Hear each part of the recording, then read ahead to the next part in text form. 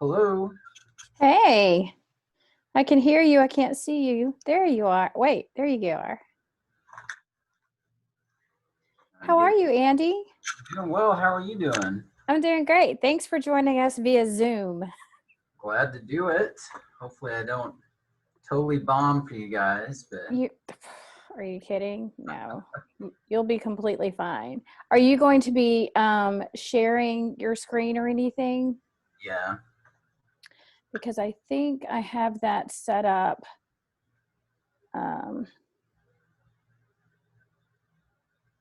So that anyone can share. So you shouldn't have any trouble with that.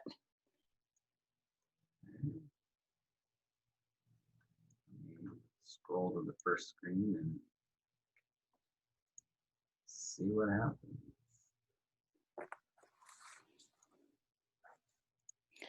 I guess, yeah, I can see that. So it looks good. I'm excited. Good. I'm ready. I'm ready for a rebranding, and we don't even really have a brand for our magazine. I mean, we don't have a logo. It's just a font. Drives me crazy. I mean, I would rather have a look instead of just a font, you know. Because there's zero style to it. It just says Alabama Heritage. Yeah. That's the hard part is, and I'll talk about this a little bit, is just knowing when everyone's ready. Well, we're a small team. I don't know. And sometimes small teams, it's hard to make everybody ready. It's easier, I think, when you have a bigger team. I don't know. Yeah. We'll start. We have a waiting room, so I admit people as they come. So we, generally speaking, try to start right on time, and then that way, some people may still be coming in though as you're starting. So we'll start at the very beginning with introductions, and excuse me, sorry. But I'll still be admitting people as you're talking. So you might see the numbers and participants fluctuate. Okay. Andy, do you know Amy Matterson? I do. Amy is our president this year. Oh, great. Our fearless leader. Wow. How are y'all? Doing well. Good. Good. Oh, Nancy's joining us. That's good.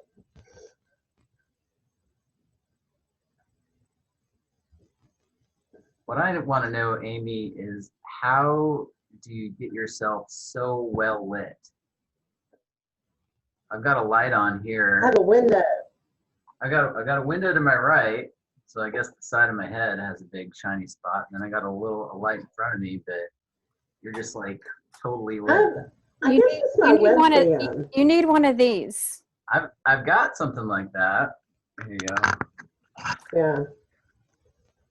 I can't get it to turn around. There you go. Oh, there you go. Yeah. It's a smaller version. Yeah. And then you can change the color. I don't have that. I think I just have a good webcam. I think you do. That's probably it, because it's usually a lot better on my phone than this computer camera. Yeah. But Andy, you look fine. You don't look sketchy or scary or anything. So.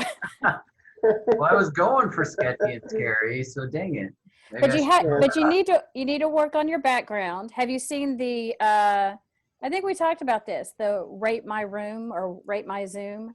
Yeah, Room Rater. Room Rater. It's on Twitter, and you have to have a lamp, and the lamp's got to be turned on. But my lamp is too hot, so I need a lower wattage bulb. So points off for that. I've got a plant. I have horizontal books, and then I have tchotchkes. Like I have Ozzie Smith here, and then I have Coach Avery here. So I mean, those, family portraits. So you gotta mix it up. Amy's got a nice one. Here, I got like that. Yeah, I'm sitting in an office. Oh, that's nice. Yeah, see, that's nice. Yeah. Is that Abe Lincoln at the top? Yep. Nice. And I've got George Washington right here in front of me. Okay. Yeah.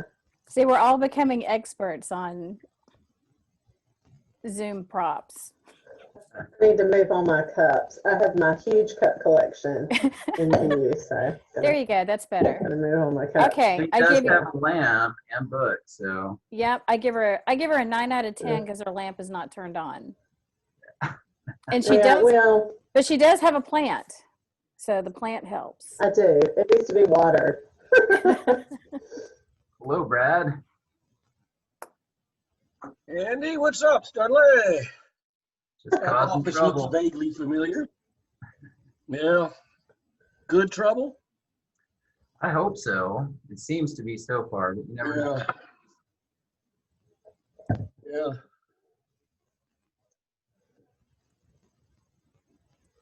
What? Selma Sun. What is Selma Sun? It's the newspaper I own with my daughter. I did not know that was the name of it. Great advertising there, Brad. I like that.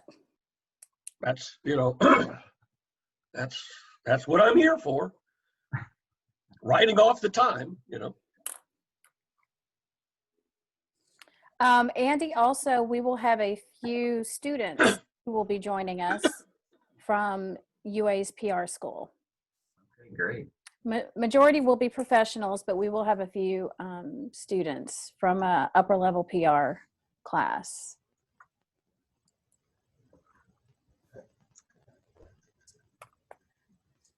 See, Shane just joined. Hi, Shane. I'll unmute.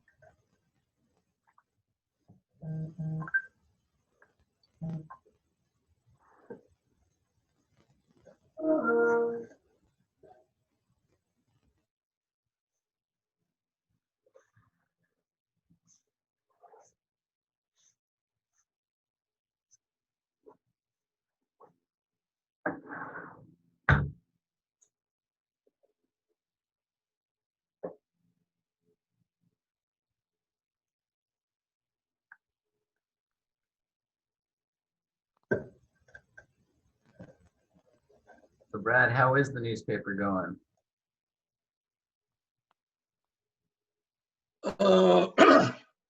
making a little money, but only way to make a little money is for my daughter to not make much money. So, but maybe as the city crawls itself out from under COVID, we did a special section coming out today that sold all right. So a couple of restaurants are opening back up and some other things. I mean, it's a depressed city to begin with, and then you put all of the closings on top of it, and it's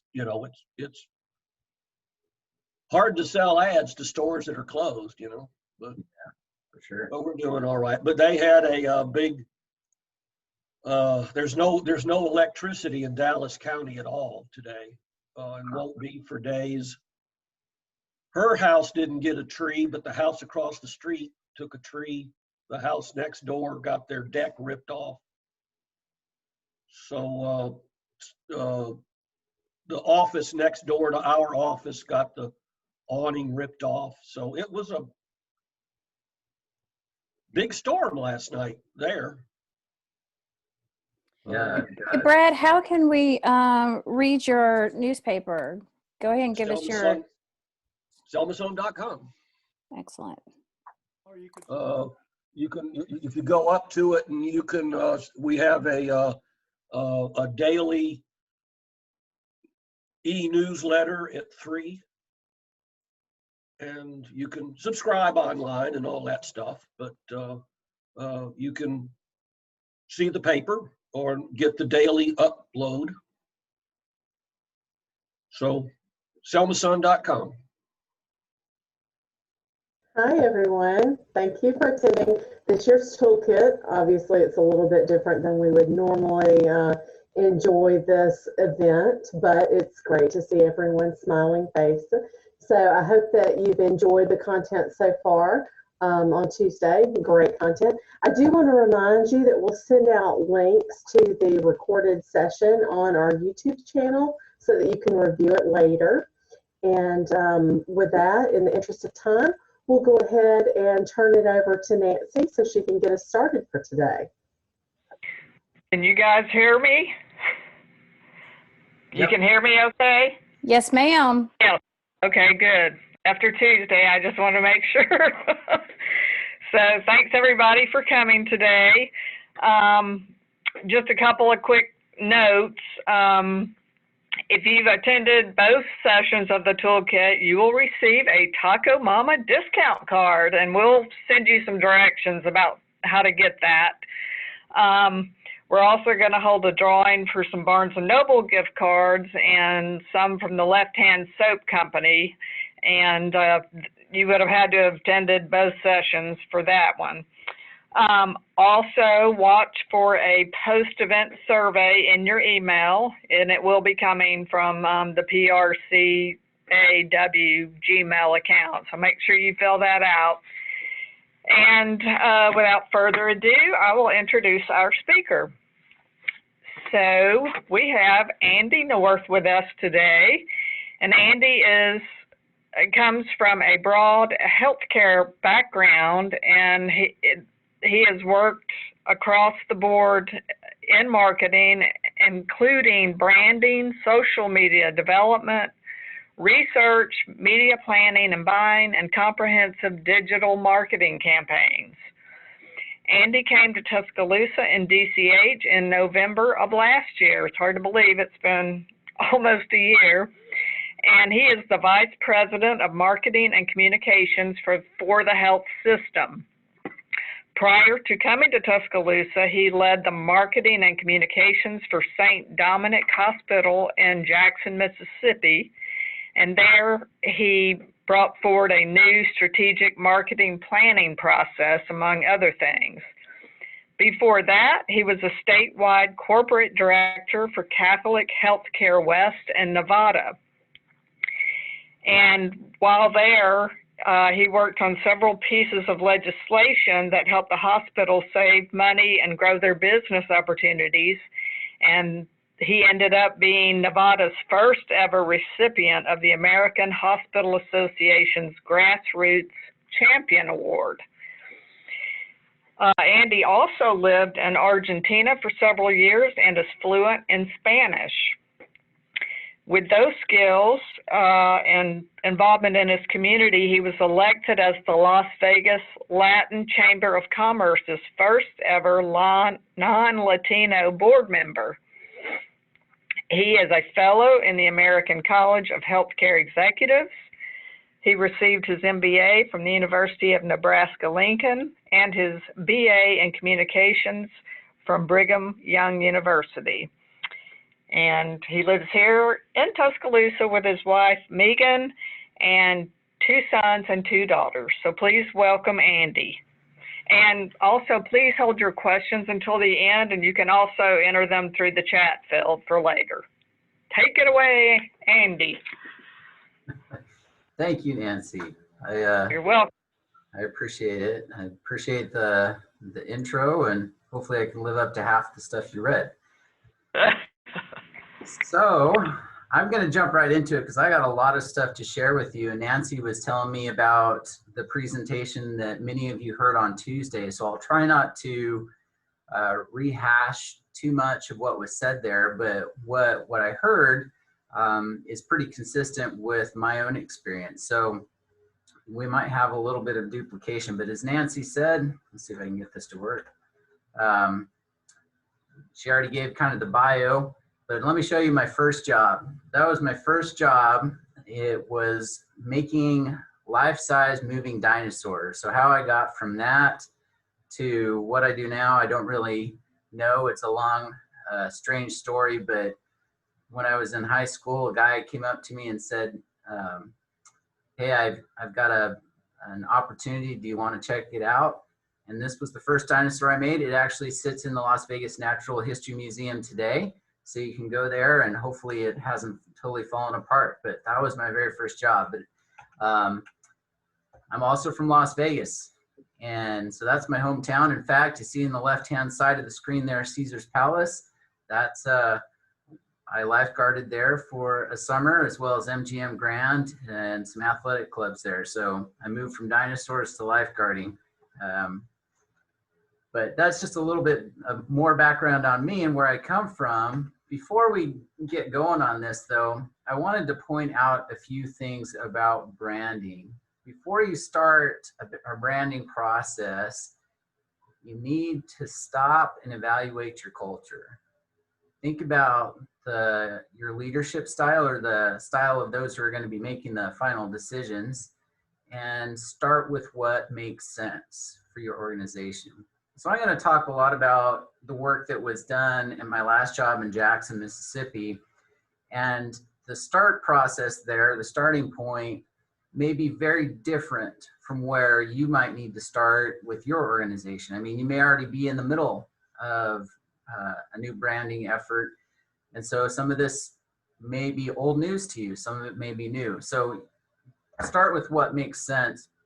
And to give you a little example of that, in my last organization, it took probably about 2 years from the time that we did the initial kind of branding study and proposal on where we wanted to go before we finally got the sign off. It required a whole lot of tweaks. Here at DCH, however, the process has been dramatically different, but a very different starting point. At St. Dominic's, you'll see that we started a lot with the logo and some brand factoring. Here, we're starting more from the perspective of kind of fixing the overall look as opposed to messing with the logo. So different approaches based on different situations. So what is branding? Well, if we look at this, marketing is what we say about ourselves, but branding is really what other people think about us. And you really have to delve into what the consumer is thinking about you before you can truly understand what to do with it. So just some top line thoughts on branding. It's an emotion. It brings people back. It can be a destination, or it can make you a destination. It can create buzz. So it's what people think, it's those emotions, the destination, it's, you know, the talk around who you are. So getting back to Las Vegas, where I'm from, let me change what I'm sharing real quick and go to something else. Now, you know, you've seen this, what happens in Vegas before. Hopefully this will play. Now I'm going to play for you a quick little clip. Hey, baby. I'm going to start over.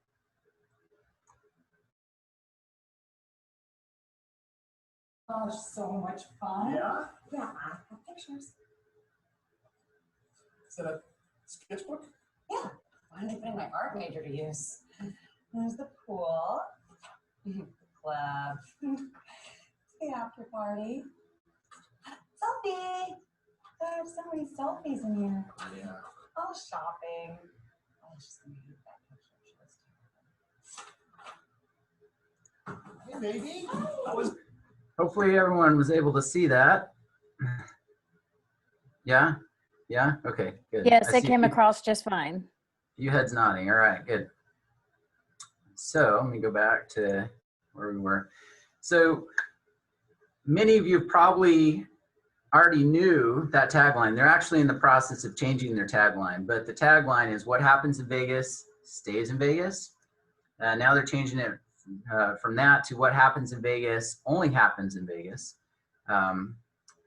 But this tagline has been around for 20 years. Now, part of what has been really effective about it that's really allowed it to sink in is the creativity involved. They had some really amazing creativity, but they also created that buzz with it. And really, they figured out who they were before they launched it. So there was a lot of research that went into producing that campaign. And, you know, you can find commercial after commercial about this. But I remember living in Las Vegas, growing up there when I was a lifeguard.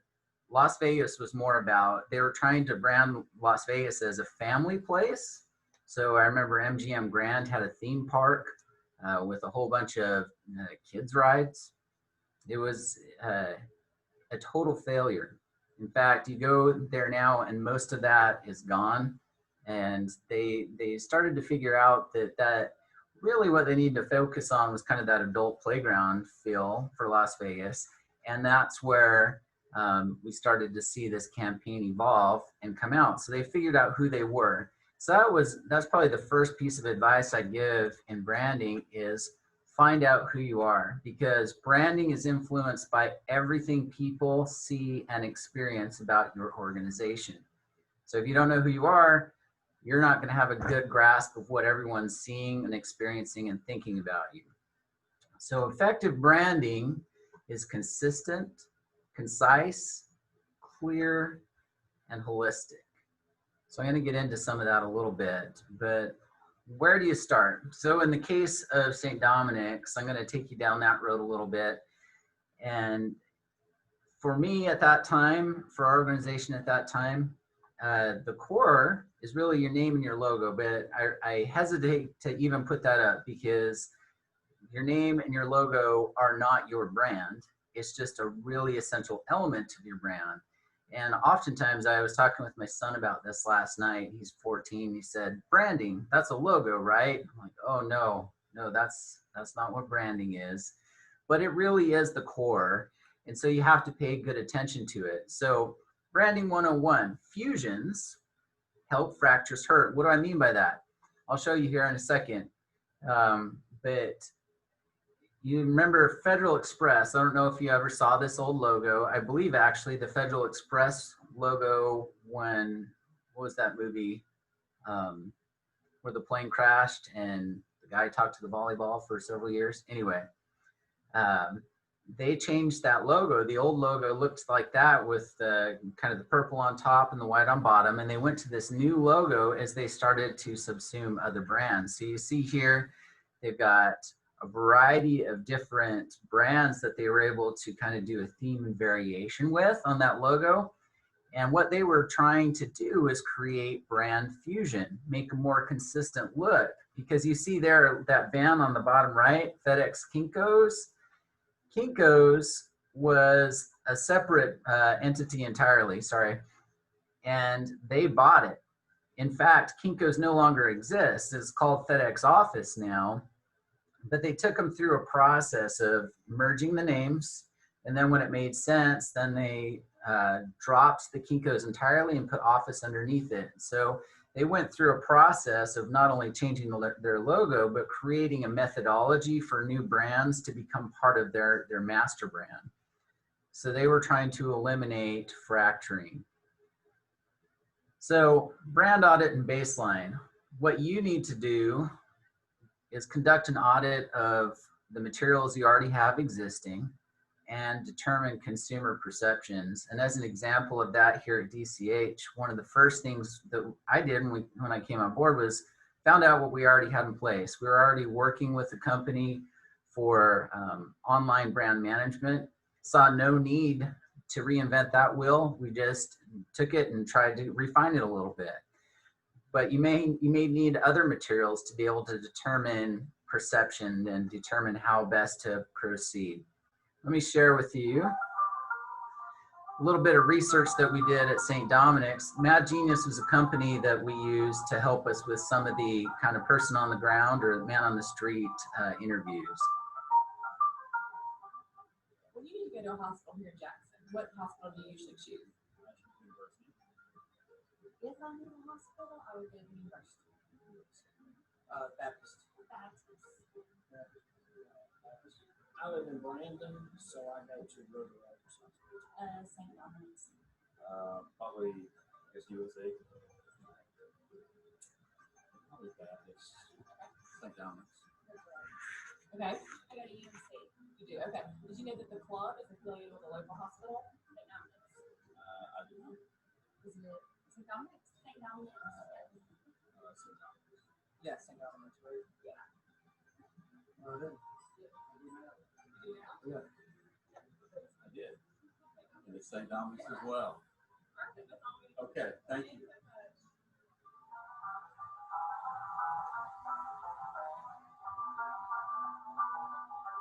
When you're in a hospital, what hospital do you tend to choose? St. Dominic's.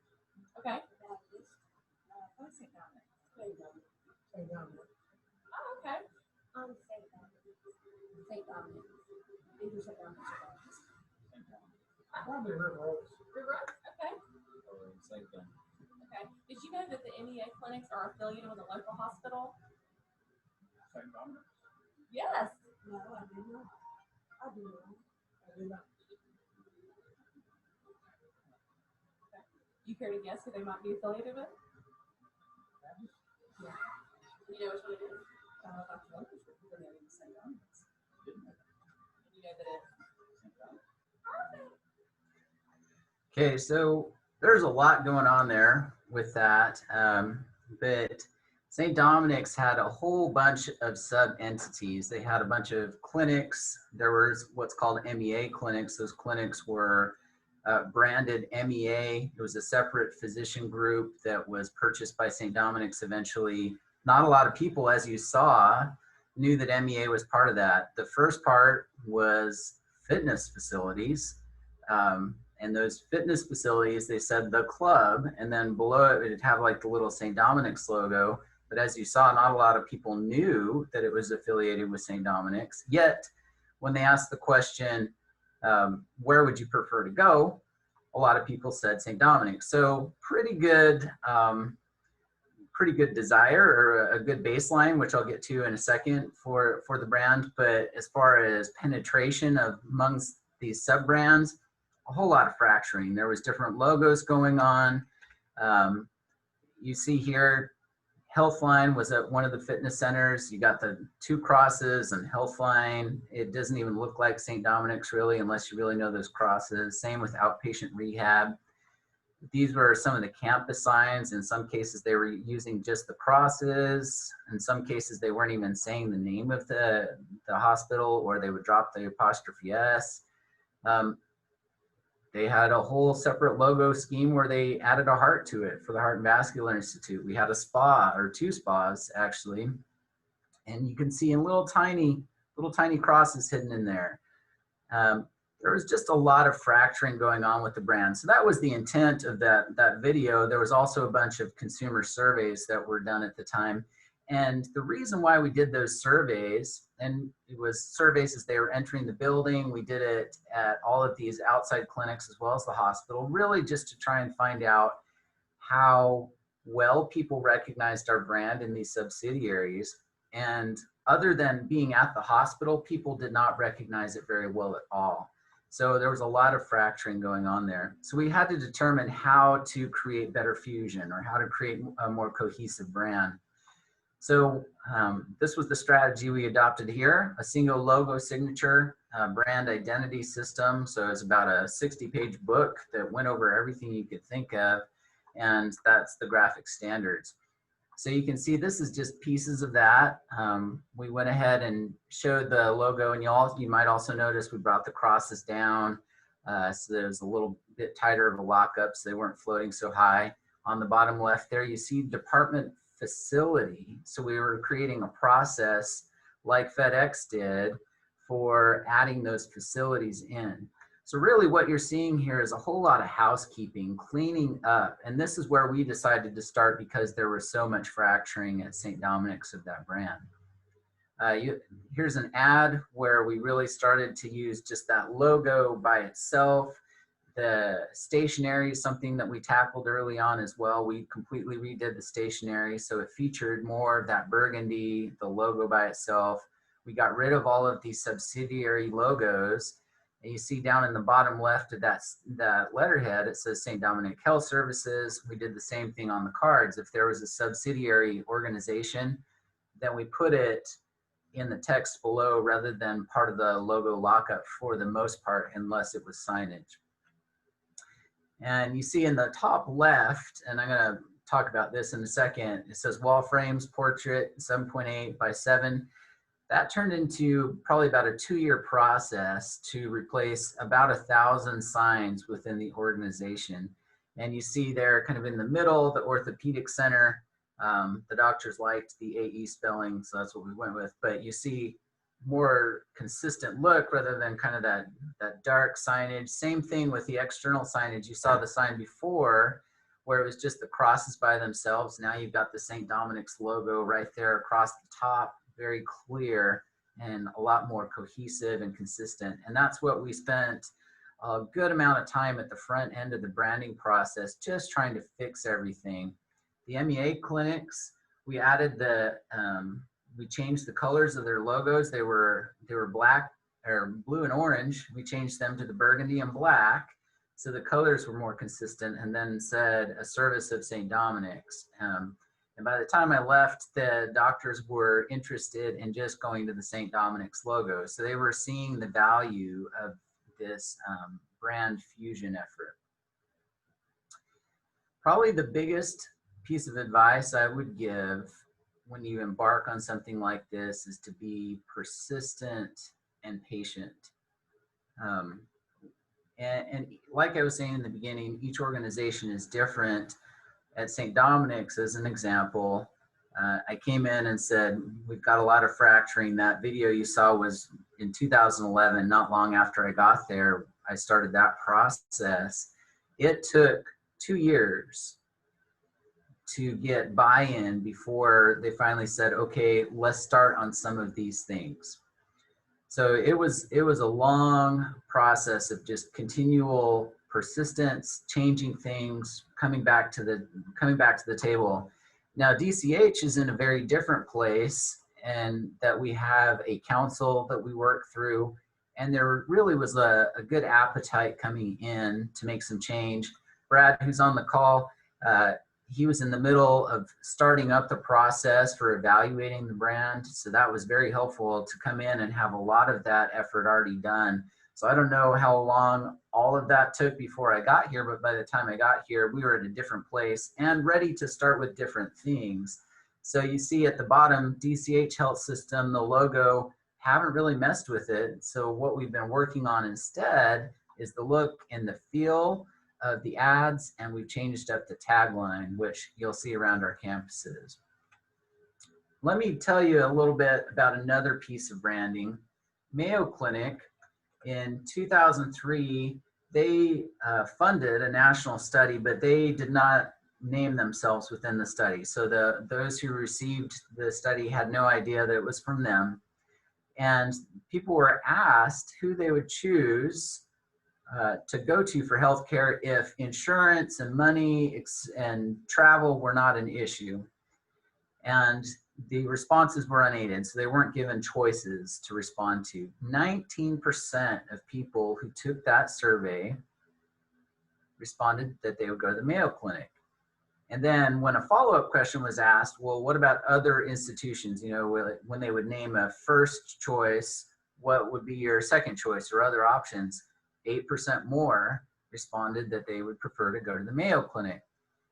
And they looked into why that was, why the Mayo Clinic did so well on this study. And part of the result was an unwavering commitment to the well-being of its customers. So this brings up a good point. I mean, you can start with standardizing your logo and all of that, but probably the rule number one is if you start to put lipstick on a pig, you're not going to get very far with your efforts. So you need to make sure that your product is a good product. So sometimes really what you have to do, the starting place for some of you, may be going back and looking at your organization saying, what do we need to fix in terms of our product delivery before we can really progress? And here at DCH, we spent a lot of time doing that. Before I got here, since I've been here, we've been talking to a lot of different groups, employees, consumers, etc., really asking them what they think about DCH as an organization and trying to pinpoint those pain areas that we need to address. So one last thing about St. Dominic's and the effort that we went through there. We redid all of the ads. You can see it's a more consistent look and feel. On the left, there is a web page, and on the right is a screenshot of a TV ad. Now, there's one thing I'd like to point out about this. As you heard, we had pretty good consumer perception of the hospital. That wasn't our biggest issue. Our biggest issue there was brand fracturing, but we embarked upon the process of really getting the community to talk about our organization. You know, like grandma saying, hey, this is the place that I go for healthcare, because as many of us know, usually the #1 referral source for your customers is friends and family. It's that word of mouth. So we tried to create that feel with our advertising. Another thing to consider in that process is celebrity advertising or local leader advertising. So the ad on the left there, this is part of a website for an expansion of the emergency room. That's Demario Davis, and he's part of the Saints. He plays for the Saints. He happened to be from Jackson. We found out, we reached out to him, and he was very interested in helping out. So we lent his name to some commercials, etc. And that got just a ton of mileage for us as far as people paying attention to what we were doing. On the right, Gene McGee was actually the mayor for the city of Ridgeland, one of the areas served. So he did a commercial, he and his wife did a commercial for us. So not only were we trying to find great patient stories and put those out there to really support the great work that was being done, but we were also trying to identify community leaders that could help that messaging as well. So lots of moving pieces and parts there, in addition to trying to create better brand fusion. Here at DCH, this was our website. You can see, I mean, it was, it provided what was needed. People could get to the stuff that they needed. But in looking at it, we were finding from a design standpoint, it didn't really highlight the logo. Some of the navigation was a little bit difficult. So one of the first things that we did was we went out and talked with a few companies about what their recommendations would be, and selected a partner that we've been very happy with and did a complete redesign of the website. So freshened it up to make it more modern, simple, easier to navigate. And this is just kind of one of the first steps that we've been taking towards cleaning up some of the brand components here at DCH. There's a lot more going on behind the scenes here at DCH, but since many of you are here local, I'm not going to go too much into that. That's why I chose to talk more about St. Dominic's. But you can see we changed things up, and we're working. You'll see ads around the campus. We've got flags up now at all of our light poles showing off similar campaign material, and you'll see in our print and TV ads much more consistent feel now across the board. Everything's starting to feel the same, and we're going to keep working that way. Budget is always a big question. So I thought I would take just a second to talk about that. At St. Dominic's, for example, there was a big concern about budget because those signs, for example, out by the street, we replaced, I think, 9 of them at first. They were a huge amount of money, a lot of money. And that was a hard thing to swallow, a hard thing to get buy-in on. So we started small, and you'll see here, advertising, marketing, we already had a budget for TV to some extent, web, print, etc. back in 2012 when we started this. The proposal there was just to change the look and the feel, so we weren't adding any new cost. Same thing with the stationery. We were just redesigning, and we were saying we would print up new stationery, business cards, etc. as people ran out. In the end, we decided to add some cost to this later and go ahead and just eliminate all the existing stationery and start from scratch. But that decision came after presenting the initial plan of 0 cost for this piece. So it was a phased approach where phase 1 was just replace things as they wore out. Phase 2 was then to go in and do some of the things like the internal signage. which we did do. That was a fairly large expense. And so when you scroll down to phase 2, which I did not include here, then the cost went from 0 to, it was, I think, about $50,000 to $60,000. In the end, we decided to bite off even a little bit more than that. And then phase 3 was to replace a lot of that external signage, which with all of the outside entities ended up costing a lot of money. But we decided to take a phased approach to it, and that's how it was presented. And then it gave us the opportunity to kind of do some plug and play, where we took out some things, we added some things as we were able to, and as we were able to budget it. So probably my big takeaway here is, as you're thinking about budgeting, think about what you're able to bite off and put together a plan. It's important to have a plan of where you're going, because if you just say, okay, I'm going to go ahead and change out the logos on our flyers, I'm going to change the look on our ads, and several years down the road, I'm going to get to X, Y, and Z. If you don't have buy-in from the front end, then it's going to be a whole lot harder to manage the expectations when you go back to your leaders and say, okay, we've got this big capital expense coming up that we need to invest in. And they're going to say, whoa, coming out of left field, we can't afford that. But if they know several years in advance, they're more likely to say, okay, let's find a way to make this work, and work with you. As far as vendors are concerned, and this kind of goes back to budget as well, don't assume you must use a vendor for everything.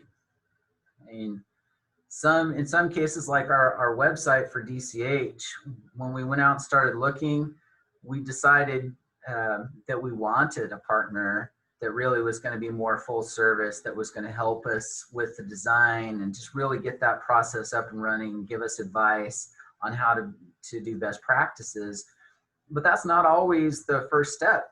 Sometimes, like I said about the stationery, you might already have print vendors that you work with for other things, and they might have resources that are available for little to no cost, where all you're doing, and this was the case at St. Dominic's, we provided the templates, they plugged it into a system, and for them it was a win, because then our employees were using that system to select their materials, and we did a lot of the design work in-house. So we were able to save some money there. So really just kind of look at your team talents and resources before you really jump out there and say, we want to use a vendor for this, this, and this, because the cost is going to go up dramatically. Not to say you shouldn't use a vendor. In some cases that does make sense, but evaluate first. Do your homework to find a good fit for some of these vendors. I really like to call references. Sometimes the references they give you, of course, are their best buddies, but you can get a feel, even for those who they really like, you can get a feel for, have they been responsive, have they been easy to work with, etc. So I've always used that process where I'll call them. We did that with the website as an example. And another thing is to maintain objectivity. We're going through the process of looking at some vendors right now. And I purposely don't get in on the initial calls unless I'm needed. That initial dance, I feel like it's better to have someone vet it sometimes, and then bring in the decision makers when the timing is right. Because if you give the vendor access to the decision maker right off the bat, if they're very persistent, you might have a leader that says, okay, this is too much. This person's really starting to irritate me. But it also gives you the opportunity as the person who's vetting it to go back, and you can kind of put your heads together and say, all right, I do like this person, but I think that we need to get a better price. Then they can use you as the decision maker to go back and say, well, we're not sure this is working for us. We're looking at other vendors. We'll let you know what we're thinking, so you can play the game a little bit. But it also helps maintain objectivity. I know I have this problem when it's time to buy a car. I want all the bells and whistles, and my wife is really good about being that objective third party where she goes, we don't need that. We don't need that. So she ends up being the negotiator in those situations. And I think that applies in a lot of ways to working with vendors, especially for branding material. Another thing that's real important is to stay current. Here's just a list of some things. You've probably all talked a lot about these in the past, so I won't go too much into them. One thing that I found in recent years that's super important is reputation management. So going out to Google Places, etc., making sure your photos are up to date, making sure all your information is up to date. More and more, and I'll give you anecdotally, in prior lives, we would spend several $100,000 a year on yellow pages and just phone book advertising. And over time, we started to find out, of course, people are looking more and more and more online. So we started to shift that spend in other organizations more to online versions of yellow pages, and then even reducing that still further. The reasoning behind that is because most people start with their devices to find out where you are. I still recall the shift. This happened about 5 or 6 years ago because we were watching website data really closely. And when I initially started back in 2011 at St. Dominic's, it was about 70–80% of that web traffic was on desktop computers. By the time I left, it had completely switched to about 75% or so of the website traffic was on phones and tablets. So one, you have to make sure your website is mobile friendly, but you need to make sure that everywhere you're mentioned online, you're taking care of it. And that when people are rating you, that you're responding rapidly. We have a process in place here, Monday through Friday. We respond same day to any review that we come across, and we have a system that kind of compiles them all into one place to help us out so that people start to recognize that we're responsive, that we'll get them answers, we'll help them. CRM depends on your organization. It hasn't made a huge amount of sense for what we need here at DCH, but in prior systems, I've used CRM databases and systems tied with call centers for direct mail efforts, where we were really, and direct email and direct print mail, where we were really able to drill down onto those consumer needs. If it's a small family with children, we were able to say, okay, we've got pediatric services, etc. So these CRM databases, the amount of information that's collected is scary, but from a marketer's perspective, can be very helpful in really kind of pushing your brand out there and getting in front of the targeted individuals that you want to talk to. And one other thing to not forget, especially when we're thinking back to lipstick on a pig, is employee communications tools. You need to regularly survey your employees and make sure that you're getting to them, that they have the tools they need to understand what's going on with your organization. And if you're finding out that people are missing what you're saying, or they're saying, we want this, and it's not something in your tool bag, then you really need to consider it, because if your employees are happy, if your employees are informed, then that product is going to be better and you're going to have something better to sell. Measure progress regularly. So one thing that that I've done for a long time is phone surveys. They're harder and harder and harder to get, and they tend to now be older individuals who respond to those surveys, but that's okay. In that we're able to say, okay, this segment that we're measuring is an older population segment, and we're able to get good, valuable information from those respondents. But we also try and make sure that we go to some of those online resources for surveys as well, to kind of add in the mix of individuals that might be a different age range. We also look regularly, and these are tools that are just easy to access. You look in the back end of Facebook, you got all kinds of charts and graphs telling you what people are doing with your Facebook page. Most websites have built-in analytics. If not, most websites, you can attach Google Analytics and really see where people are coming from.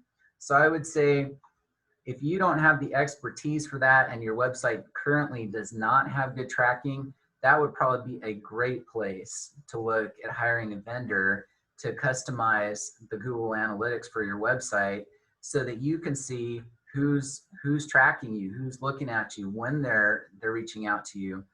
Another place that we use a vendor is social media, and there's lots of good options out there that are relatively inexpensive that allow you to post to all of your social media platforms and then track the response all in one place. And that's really handy to have it all consolidated.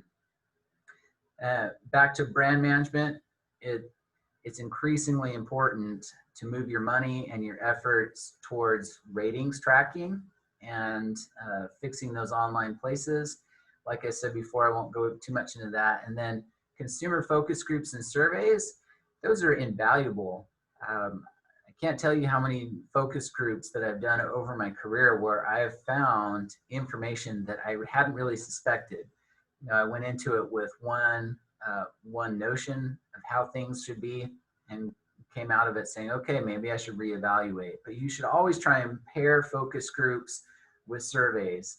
Oftentimes, what I'll do is I'll do a survey first, electronic, print, etc., depending on how we need to reach the individual, collect that info, and then use that information to then take to a focus group to get additional context on what people are thinking about you and your organization.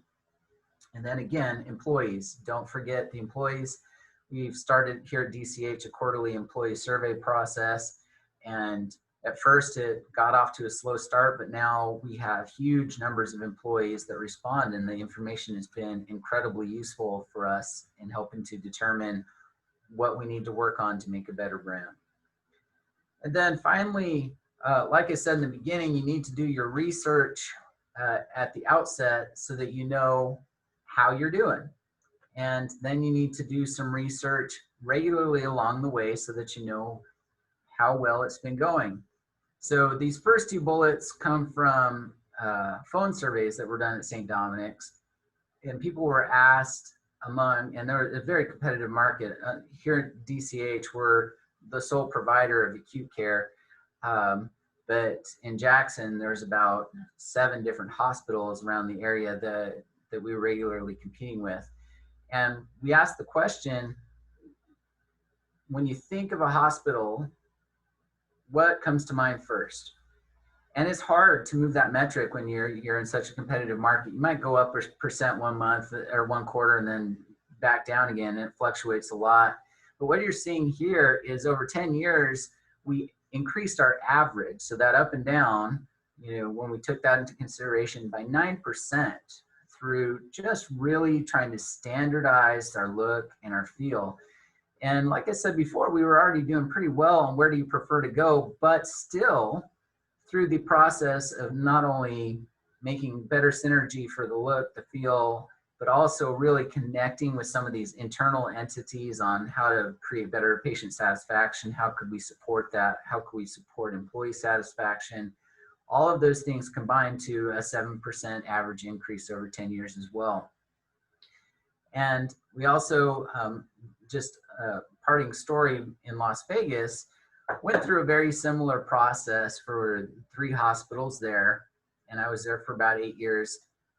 There was a lot of brand fracturing. We fixed a lot of that over time. And not long before I left, a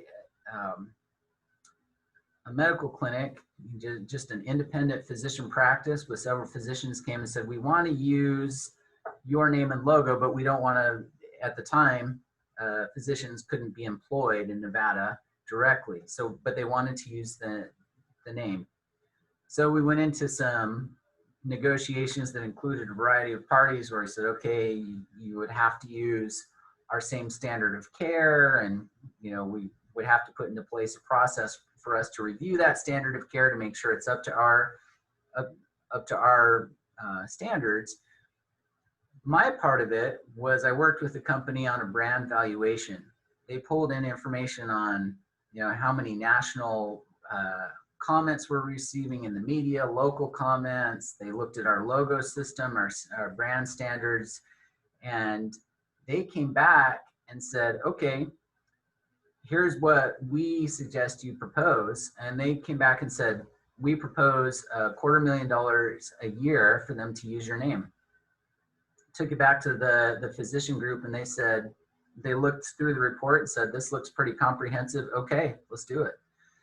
So I like to end on that, because that really kind of highlights what you can accomplish if you're consistent in your branding and you're thoughtful in the process. You can really create a lot of quantifiable value for not only the look and the feel, but just how people look at you as an organization. And that is what I have to share.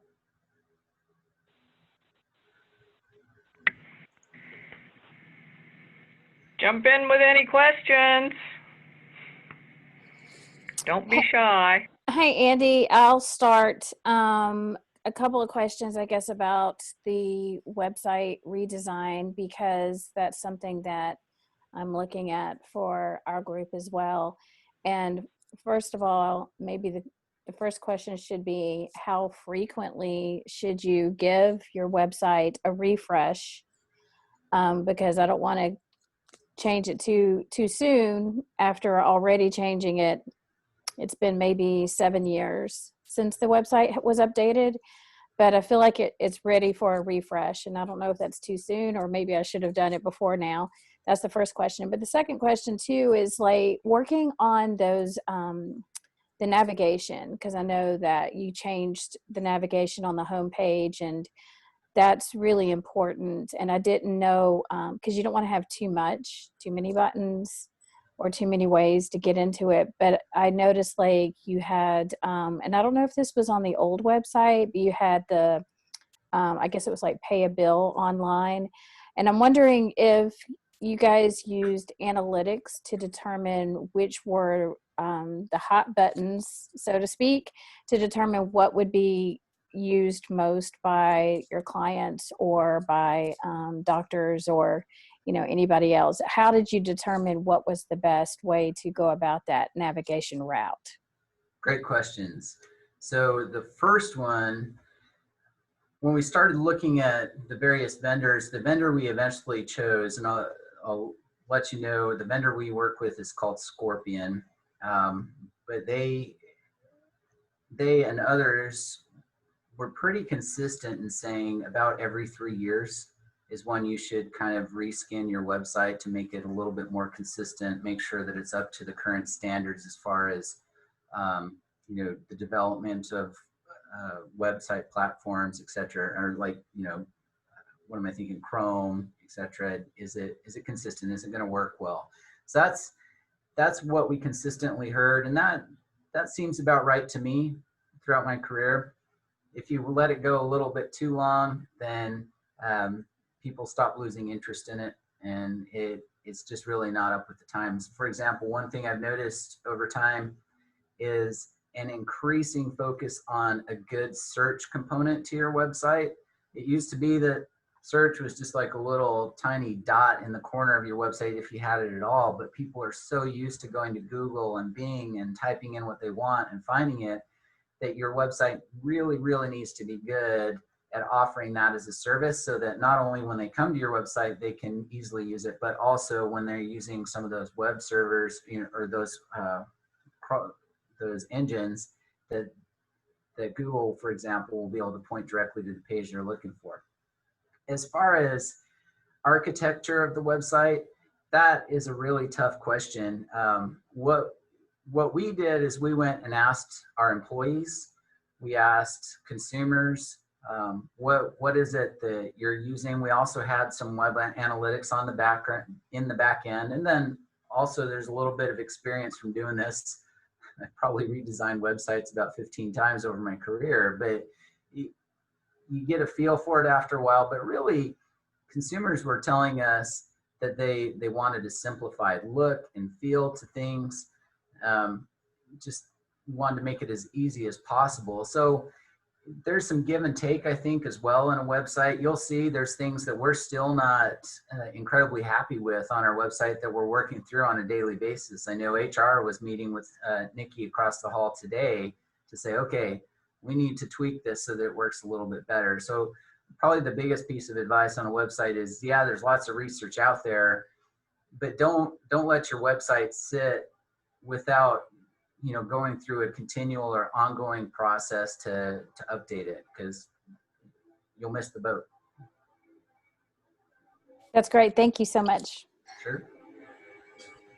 Hey, Andy, I have a question, or I want to get your opinion on something. So talking about branding consistency, you know, you often see things, especially like Halloween, Christmas, special events, email, you know, newsletters or social media posts where you'll change your logo color or you'll change your layout in some way. Do you think that that's detrimental to the branding like efforts, or is that something that actually does get people's attention and make them pay a little more attention to that special edition? Well, I think it really depends on the feel of the organization. So for example, Nike, they have been playful with their logo throughout the years, even though they've got the swoosh that you're used to seeing, and you also will see Nike by itself. They've kind of combined those elements and torn them apart. It works for them, but I would say in general, try to avoid that. Usually what we try and do is change up the design elements around the logo versus changing the coloring of the logo. So oftentimes what I like to do for a brand standard is we've got a white version, we've got a colored version, we've got a black version, and then sometimes for special signage you might need like a silver version, you know, if it's like pop-out signage. But you keep it real simple and straightforward and say, okay, the background or what surrounds it, that can be changed up. But in order to create kind of that consistent look and feel, I would advise against kind of going crazy with changing colors, and I definitely would not tear apart the elements of the logo unless that's something that's just part of your brand. Yeah, and like you say, you know, something like Nike is so well established, especially if you're like in the early stages where you're trying to really establish what your branding is. I would imagine that's especially a time you wouldn't want to do anything like that. So yeah, absolutely. Thank you so much. Sure.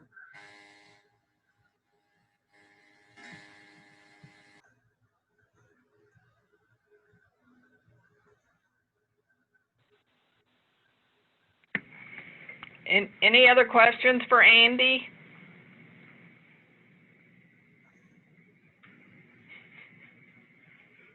Quiet group today.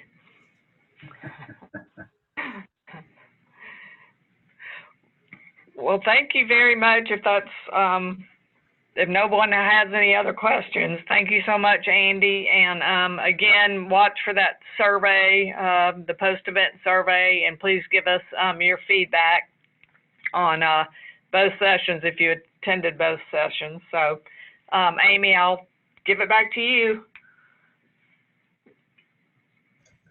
Okay. Yes. Thank you, everyone, for participating. Thank you, Andy. That was great information. Very helpful. Everyone still on, be on the lookout for emails about upcoming events and information. And let me know if you have any questions, and be on the lookout for those links. And have a great week and keep in touch. Thanks, everyone. Thanks, Andy.